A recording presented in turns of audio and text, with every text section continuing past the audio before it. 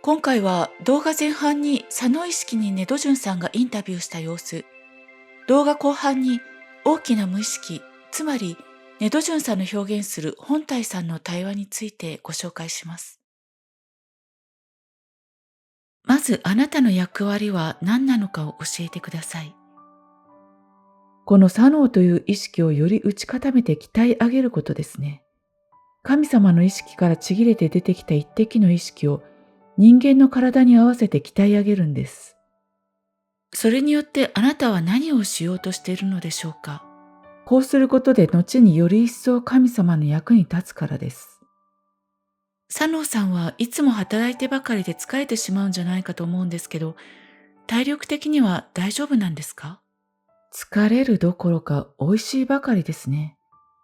仕事をすることによって吸い取ったエネルギーが集まってきて、そして私自身に存在意義が感じられるんです。それはどんな状態なんですか？心地いいです。では、左脳過剰になっている現代社会のことをどう思っていますか？素晴らしい世界だと思っています。ただもっともっと伸びていけるはずなので、今の文明はまだ幼稚レベルだと思っています。では、もっとやろうと思っていると？もっともっとです。もっともっともっともっとやれると思います。左脳さんの目指す最終的なゴールというのはあるのでしょうか？ゴールはないです。それを考えるのは神様だと思います。では、プランを自分で考えているわけではないんですね。はい、考えているわけではないです。左脳さんにとって何をしているときが一番楽しいんでしょうか？ダメなところを正すために一生懸命本人に考えさせている時です。正すのが楽しいのですね。では、左脳さんが楽しくそれをしているとき、大元の人間はどうなってしまうのですか？うまくストレス物質と過去の記憶を操作して、その状態に留めておくことが私の腕の見せ所だし、この仕事の面白さなんですよね。でも苦しいんですよね、大元の人間は。多分そうですね。それでも正しさを植え付けてやろうという意気込みなんですか？そうです。そうすることで外側の社会の部分が発達するので、個人を整えることで外側の社会を発展させようとしている感じです。特に日本人は罪悪感を持ちやすい気質がある気がします。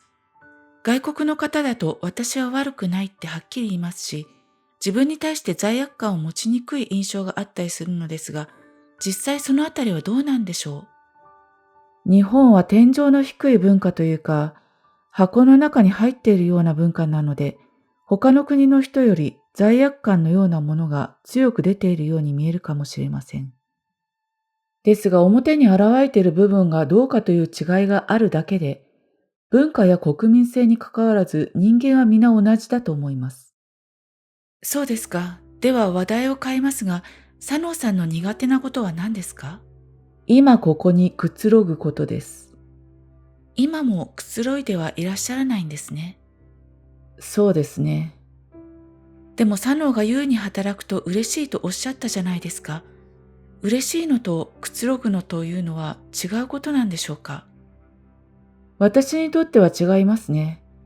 今ここが存在しないんで、あるのかもしれないんですけど、その時私は無意識になっているんです。右脳の方に意識が行きますので、ちょうどスイッチが切れたような感じで、今というものが存在しないんです。今ここの瞬間を味わうことは佐野さんは一生ないと。水面下ではありません。では右脳さんのことをどう思っていらっしゃいますか？ああ、腹立ちますね。佐野さんでも腹が立つんですか？立ちますね。もうちょっとおとなしくしてればいいのにっていう感じですね。でも現状では右脳さんを押さえつけている状態が多いわけですよね。そうです。とすると佐野さんにとっては大変機嫌のいい状態ではないんですか？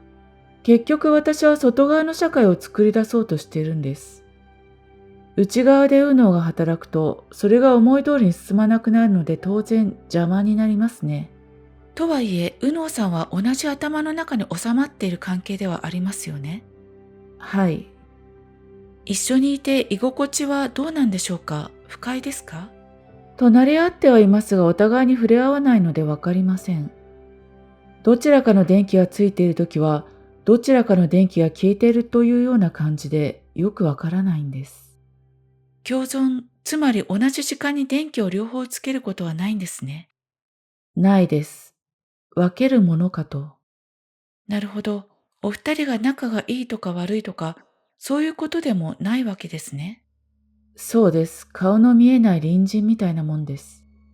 では今後のことをお聞きしたいと思います。